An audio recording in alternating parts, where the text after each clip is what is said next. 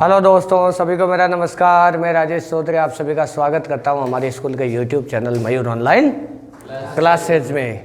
चलो आज हम पढ़ेंगे ऑप्टिक्स के न्यूमेरिकल। क्या पढ़ेंगे? ऑप्टिक्स के न्यूमेरिकल। थ्योरी कंप्लीट हो गई है, हालांकि थ्योरी हमारे पूरी थी नहीं, इस बार सिलेबस से आधी हटा दी गई है और समय कम है, तो समझदारी इसी में कि हम सिलेबस के अकॉर्डिंग चले, है कि नहीं? अरे है ना, क्योंकि बाकी सिलेबस लगभग हटा दिया है। तो जो सिलेबस है हमारे, क्योंकि इतना टाइम नहीं है भाई, जो पूरी साल में पढ़ते हैं वो अब की बात 2-3 महीने में पढ़ना है अभी, है ना। तो देखो इसके कुछ न्यूमेरिकल करना जरूरी है, वरना कॉन्सेप्ट की फील नहीं आती है, इसलिए चाहे समय कम भी हो लेकिन समय न्यूमेरिकल के लिए निकालना पड़ेगा। देखो सवाल अब 1.50 अपवर्तनांक वाले कांच के एक लेंस वायु में फोकस दूरी 0.3 मीटर है। कितनी है? 0.3 मीटर। एक लेंस की वायु में फोकस दूरी 0.3 मीटर है, मतलब वायु में फोकस दूरी है 0.3 मीटर और उसका अपवर्तनांक कितना है? 1.50। क्या इसको 3/2 लिख दें क्या? डेढ़ हो जाएगा ना, कैलकुलेशन इजी हो जाएगी इससे, कैलकुलेशन इजी। यदि इसे 1.33 अपवर्तनांक के जल में डुबोया जाए, मतलब इसको जल में डुबोया गया और उसका पानी का अपवर्तनांक कितना है? 1.33, तो इसको 4/3 लिख दो ना। कितना लिख दो? 4/3 के जल में डुबोया जाए तो लेंस की फोकस दूरी ज्ञात करो। मतलब पानी में डुबोने के बाद इसकी फोकस दूरी f' हो गई, क्योंकि हम जानते हैं कि लेंस को माध्यम में ले जाने पर उसकी फोकस दूरी चेंज हो जाती, क्योंकि फोकस दूरी माध्यम पे डिपेंड करती है। मतलब पानी में डुबो दोगे ना तो फोकस दूरी कितनी हो जाएगी बताओ? पानी में डुबो दोगे तो ये शानदार चीज़ है। देखो कैसे, जब लेंस हवा में रखा होता है ना, हवा में, बाहर हवा है, अंदर वाले का अपवर्तनांक μl है, तो इसको कैसे लिखते हैं? इसकी फोकस दूरी 1/f बराबर μ-1 या μl_m ऐसे लिखते हैं ना, ऐसे लिख दो। Main formula μl_m minus 1/r1 minus 1/r2। तो इसको कैसे लिखते हैं? 1/f बराबर μl/μm माइनस 1/r1 माइनस 1/। क्या चीज़ समझ आई? μm किसका अपवर्तनांक है? ये जिस माध्यम में रखा है ना, उस माध्यम का अपवर्तनांक μm कितना है? तो बताओ क्या होगा? 1/f बराबर μl की वैल्यू कितनी? μl की वैल्यू देखो μl की मतलब लेंस के पदार्थ का अपवर्तनांक कितना? 3/2। कितना है? 3/2। कितना है? 3/2। अभी इसको ऐसे रहने दो, μl/μm माइनस 1। इसकी जगह हवा कर दे क्या? a, अरे एयर हो जाएगी ना हवा, और ये हो जाएगा 1/r1 माइनस 1/। अब देखो यहाँ पर बटा में क्या लिखे? अब जब इसको पानी में डुबो देगा नहीं, ये मान लो जैसे पानी की टंकी है, पानी की टंकी में लेंस को डुबो दो, तो अब की बार बाहर वाला अपवर्तनांक तो कितना हो गया, और अंदर वाला μl कितना हो गया? तो देखो कितनी हो जाएगी फोकस दूरी? फोकस दूरी कितनी हो जाएगी? 1/f' बराबर μl/μw माइनस 1। क्या त्रिज्या चेंज होती है क्या लेंस की पानी में डुबोने पर? इसकी त्रिज्या चेंज क्या? ये सही लिखा मैंने? 1/r1 minus 1/μl/μw minus 1/r1 minus 1/। दोनों का अनुपात ले लो, इसका और उसका, तो क्या होगा? देखो दोनों का अनुपात ले लोगे तो क्या हो जाएगा? देखो वीडियो को रिवर्स कर लेना अगर आवश्यकता हो तो क्या हो जाएगा? 1/f बराबर μl/μa minus 1 1/r1 minus 1/r2 बटा 1/f' और बटा μl/μw माइनस 1/r1 माइनस 1/। क्या इससे ये पूरा कट गया? और ये बटा के बटा में तो कहाँ चला गया? ऊपर। तो f'/f बराबर μl/μa माइनस 1 और ये हो जाएगा μl/μw माइनस। अब तो कैलकुलेशन है, तो f'/f बराबर μl की वैल्यू बताओ? 3/2 इंटू μa की वैल्यू हवा का अपवर्तनांक 1 माइनस 1, μl का अपवर्तनांक 3/μw का 4/ माइनस कितना? वो 1 या 1 जो भी हो, है ना। अब देखो क्या हो जाएगा फिर इसका मान, एक बार चेक करो, देखो इसको क्या हो जाएगा, कैलकुलेशन करो फटाफट। कैलकुलेशन क्या हो जाएगी? अगर आप ढंग से देखो तो 1/2 बचा ये तो, अरे डेढ़ में से ये गया तो आधा बचा ना, तो f'/f बराबर ऊपर तो बचा आधा, बटा नीचे कितने बचा? ये देखो 9/8 हो जाएगा, तो 1/8 बचेगा।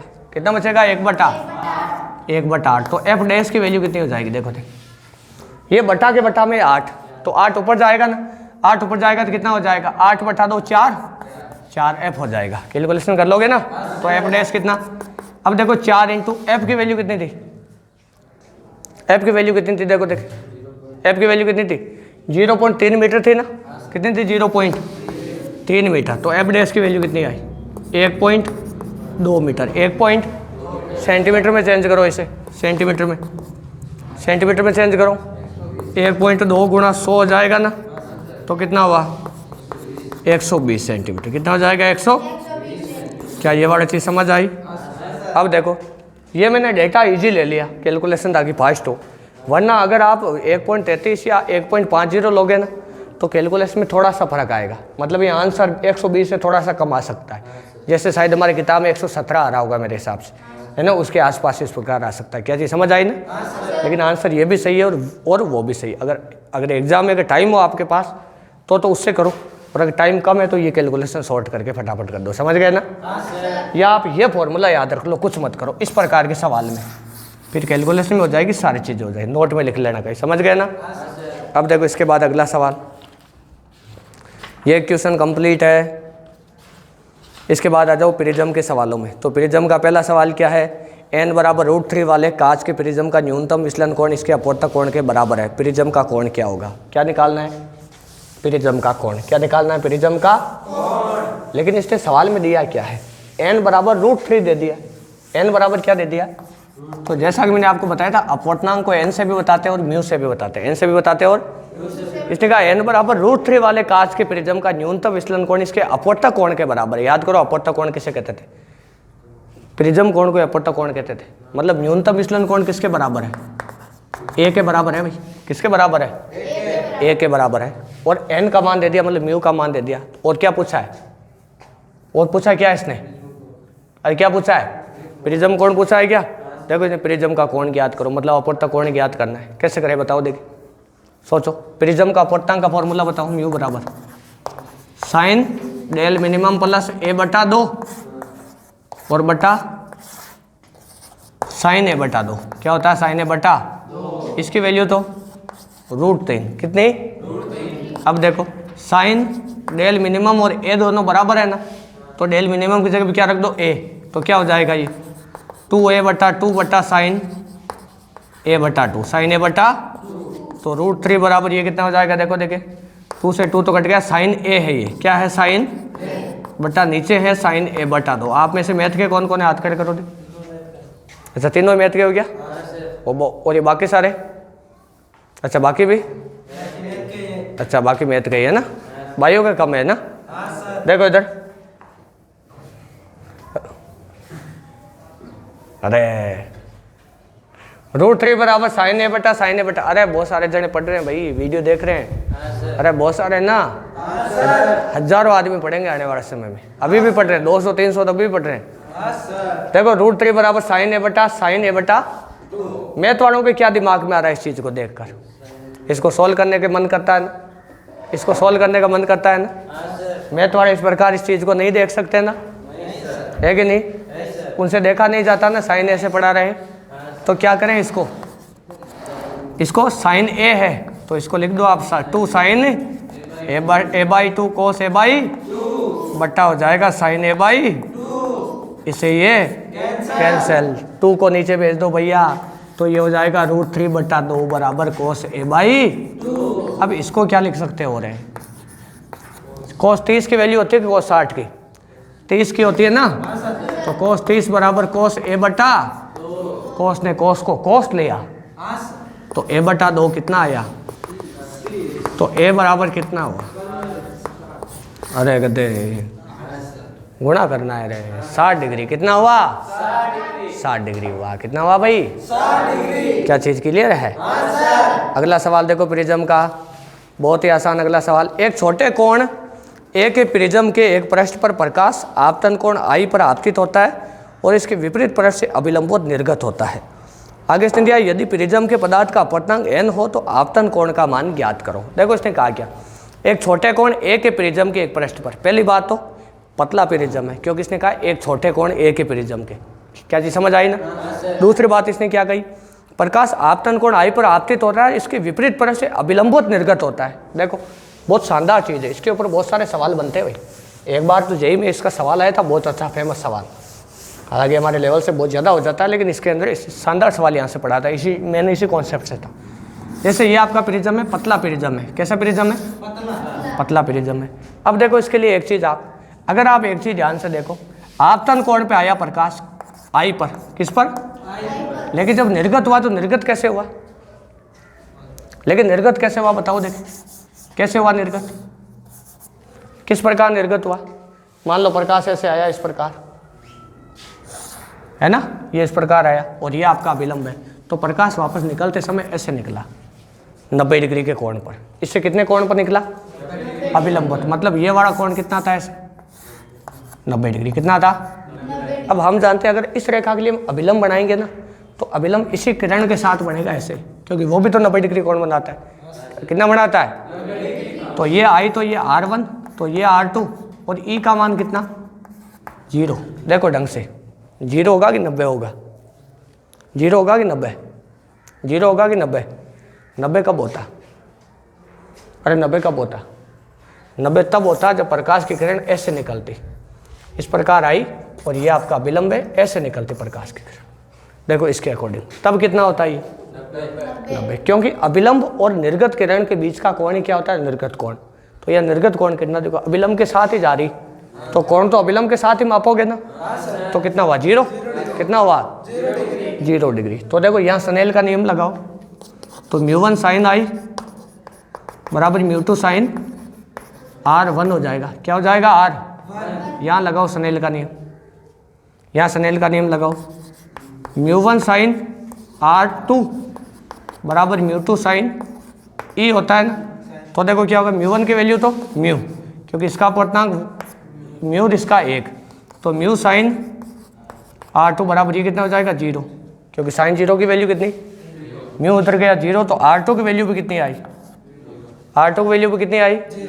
0 आई। R2 की वैल्यू अगर 0 आ गई तो R1 की वैल्यू कितनी आएगी बताओ? अब बताओ पतले प्रिज्म के लिए अपवर्तनांक का फॉर्मूला क्या होता है, पहले वो बता दो। देखिए एक बार, डेल बराबर μ - 1 इंटू ए, μ - 1 इंटू एक, तो ये फॉर्मूला होता है। अब इसने पूछा क्या है? इसने हमसे पूछा इसका अपवर्तनांक, शायद अपवर्तनांक ही पूछा है मेरे हिसाब से। इसने हमसे पूछा इसका अपवर्तनांक, क्या पूछा है? अपवर्तनांक पूछा। तो ये फॉर्मूला कब काम करता है पतले प्रिज्म के लिए? जब विचलन कोण दे रखा हो, जब विचलन कोण डेल का मान, तब अपवर्तनांक निकाल सकते हैं ना। लेकिन हमें तो इसमें सीधा अपवर्तनांक निकालना है, तो दिमाग लगाओ, कुछ आपके दिमाग में आ रहा है क्या? कैसे करें? क्या स्नेल का नियम हमने किस पृष्ठ के लिए लगाया था? ये इस पृष्ठ के लिए, इस पृष्ठ के लिए स्नेल का नियम लगाओ, क्या आएगा? μ1 sin I बराबर μ2 sin R1, sin R μ1 तो कितना? इस पृष्ठ के लिए 1 इंटू साइन I बराबर इसके लिए अंदर वाले के लिए μ और ये sin R1, μ sin, तो μ बराबर क्या होगा? sin I बटे sin R1। अब देखो sin R1 की वैल्यू कैसे निकालें हम? देखो किस प्रकार निकालें। अगर एक चीज़ आप ध्यान से देखो, तो R1 प्लस R2 बराबर क्या होता है? A। R1 प्लस R2 बराबर क्या होता है? A होता है भाई। क्या होता है? R2 0 है, मतलब R1 की वैल्यू आई A। कितनी आई? A आई। तो म्यू की वैल्यू कितनी आई? म्यू की वैल्यू कितनी है? साइन I बट्टे कितना? Sine A। कितना आया? Sine A। अब देखो इसके अंदर, इसमें किताब के अंदर इसका क्या आंसर आ रहा है? किताब में आ रहा है I बराबर NA, मतलब इसने आपतन कोण हमसे पूछा था। क्या पूछा था? कोण। मतलब क्या आपतन कोण इससे निकाला जा सकता है? वास्तव में देखें तो यही आंसर है। अब देखो इसके अंदर अगर आपतन कोण निकालना हो, अगर I का मान अल्प मान ले तो साइन I क्या हो जाएगा?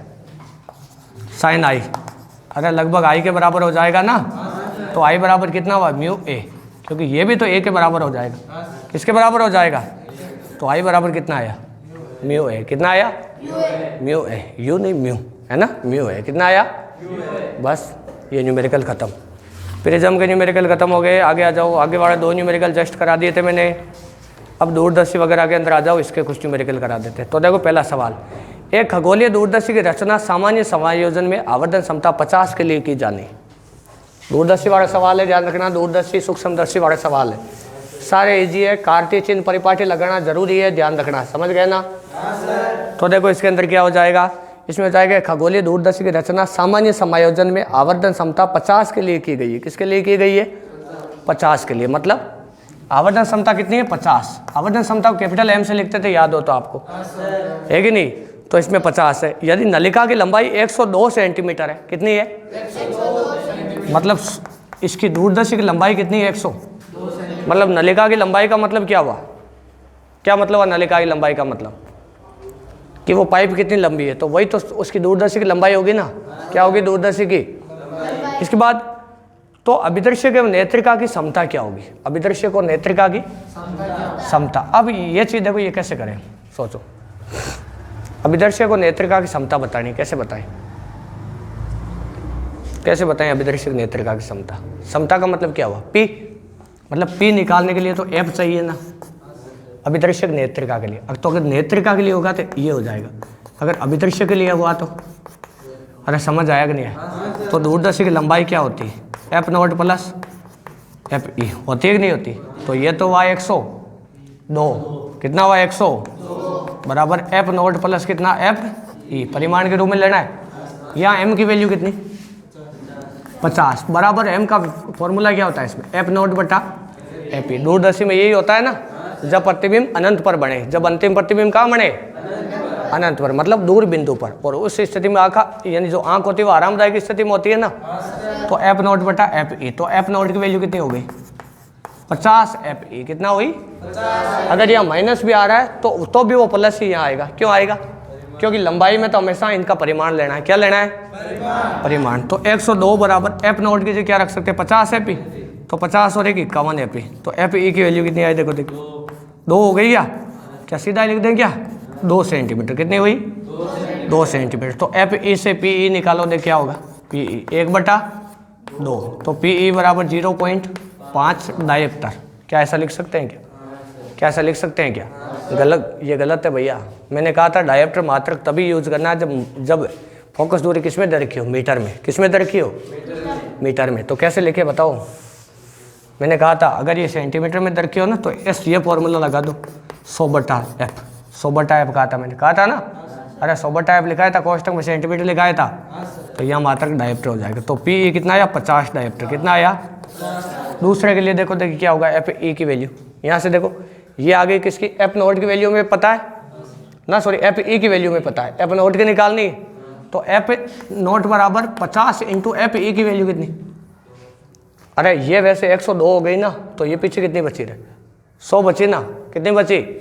100 बची ना। तो कितना हो जाएगा? 2 से गुणा करेंगे तो वैसे भी 100 सेंटीमीटर आएगा। कितना आएगा? 100 सेंटीमीटर। मतलब 1 मीटर। कितना? 1 मीटर। तो PO बराबर कितना आएगा? 1 मीटर आए तो 1/1, तो PO आया 1 डायप्टर। क्या आया? 1 डायप्टर। यही इसका आंसर है। अब इसके बाद में आ जाओ अगले न्यूमेरिकल के अंदर। तो भाई अगला न्यूमेरिकल एक सरल सूक्ष्मदर्शी की आवर्धन क्षमता 11 है। कितनी है? 11 है। एक सरल सूक्ष्मदर्शी की आवर्धन क्षमता कितनी है? 11। सरल सूक्ष्मदर्शी क्या होती है? सरल सूक्ष्मदर्शी क्या होती है? अभी आवर्धन क्षमता -11 है कि बाद ये +11 है, इसके बारे में बात करेंगे। अभी रुको, इससे पहले देखो, इससे प्रतिबिंब स्पष्ट दृष्टि की न्यूनतम दूरी पर बनता है। इसमें प्रयुक्त लेंस की फोकस दूरी ज्ञात कीजिए। इसमें प्रयुक्त लेंस की फोकस दूरी ज्ञात करनी है और प्रतिबिंब कहाँ बनता है? स्पष्ट दृष्टि की न्यूनतम दूरी पर अंतिम प्रतिबिंब। सरल सूक्ष्मदर्शी क्या होती थी बताओ? ये तो लेंस है रे, लेंस का 6वां केस है ना। सरल सूक्ष्मदर्शी में तो वो एक ही लेंस था ना, अरे कुछ था ही नहीं सरल सूक्ष्मदर्शी में, तो वो एक ही लेंस था। और जब डी दूरी पर बने तो क्या आता था फॉर्मूला आवर्धन क्षमता का? M बराबर डी दूरी पर बने तो 1 + D/F आता था ना। क्या आता था? 1 + D/F। अब देखो इसके अंदर इसकी वैल्यू रखो, तो M की वैल्यू तो होगी 11, ये होगी 1 + D की वैल्यू 25 बटा कितना हुआ? F। कितना हुआ? F। अब यहाँ से देखो, यहाँ पर ये इधर 1 आएगा तो यहाँ बचेगा 10 और बराबर ये होगा 25/F। तो F बराबर कितना हुआ? 25/10। तो F की वैल्यू कितनी आई? 2.5 सेंटीमीटर। 2.5 क्षमता वगैरह पूछ ले तो भी आप निकाल सकते हो। ये बात खत्म। अगला सवाल देखो, एक दूरदर्शी की आवर्धन क्षमता 9 है जब इसे समांतर किरणों के लिए समायोजित किया जाता है। मतलब प्रकाश अनंत से आ रहा है। कहाँ से आ रहा है? तभी प्रकाश की किरणें समांतर होती है। तब नेत्रिका और अभिदृश्य के बीच की दूरी 20 सेंटीमीटर है। दोनों लेंसों की फोकस दूरियां ज्ञात कीजिए। एक दूरदर्शी की आवर्धन क्षमता 9 है भाई। कितनी है? 9। आवर्धन क्षमता 9 होने का क्या मतलब हुआ? पहली बात तो दूरदर्शी है, आवर्धन क्षमता कितनी है? 9। कितनी है? 9। इसने क्या कहा? नेत्रिका और अभिदर्शक के बीच की दूरी 20 सेंटीमीटर। इसे आप क्या समझे? इसे क्या समझे आप? सोचो देखिए, नेत्रिका और अभिदर्शक के बीच की दूरी 20 सेंटीमीटर दे दी, इससे लंबाई दे दी इसकी गधों। और अभिदर्शक और नेत्रिका के बीच की दूरी तो उसकी लंबाई होती है ना, दूरदर्शी की होती है कि नहीं होती है? तो 20 सेंटीमीटर क्या दे दी? इसकी लंबाई दे दी। तो 20 बराबर कितना? F0 plus FE। F0 plus, इसको क्या लिख सकते हो? सेम सवाल है रे।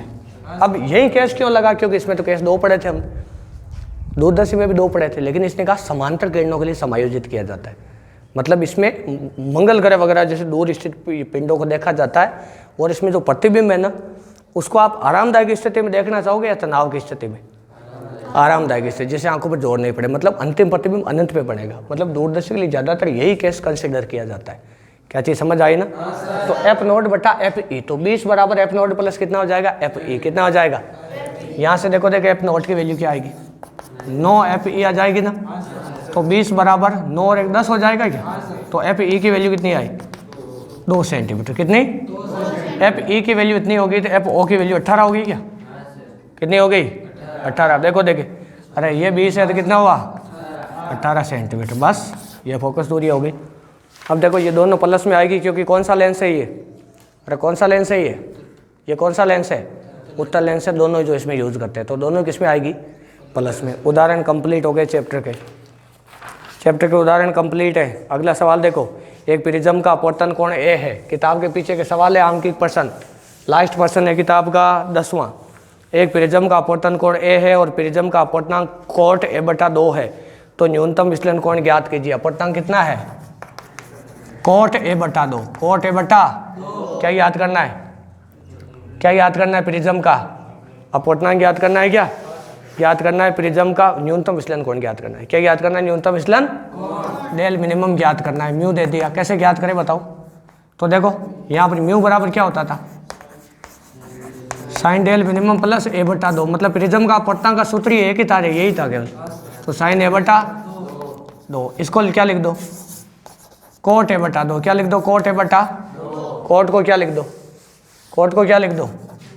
कोस A/2 साइन A/2। एक देखो समस्या खत्म ही हो गई बस। अब देखो ये तो हुआ आपके कोस A/2।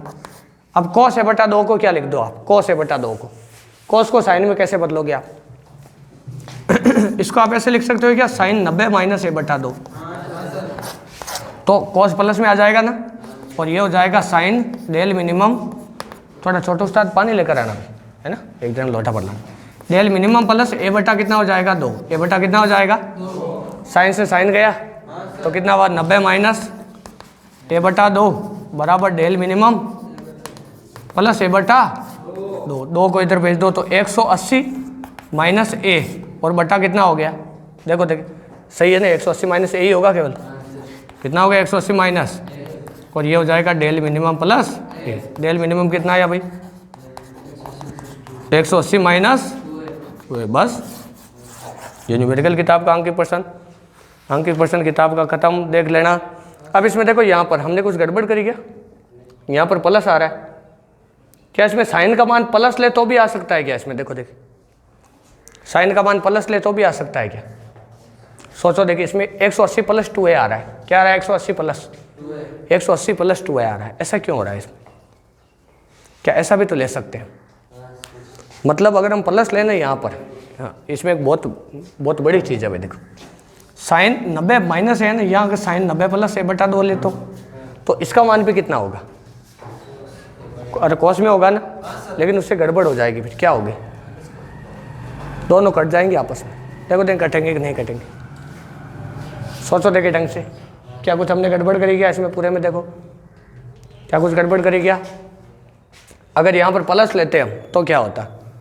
तो साइन 90 प्लस थीटा भी क्या होता? कोस थीटा होता ना, कोस थीटा होता ना।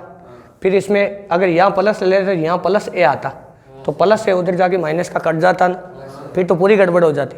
मतलब आएगा तो माइनस का ही आएगा। तो डेल मिनिमम 180 माइनस 2 है। किताब में प्लस 2 आ रहा है, इसको किसी गाइड से एक बार चेक कर लेना, शायद कोई आंसर में गड़बड़ हो, है ना। क्या चीज़ समझ आई ना? हो सकता है कोई आंसर में अब देखो भाई इसके बाद में एक सवाल, अगला सवाल है भाई, ये बोल रहा है कि एक पतले कांच लेंस म्यू जी बराबर 1.5 की शक्ति 5 डायोप्टर है। मतलब म्यू जी ग्लास का अपवर्तनांक 1.5, मतलब 3/2 ले लो। कितना ले लो? 3/2। इसके लिए लेंस की क्षमता कितनी है?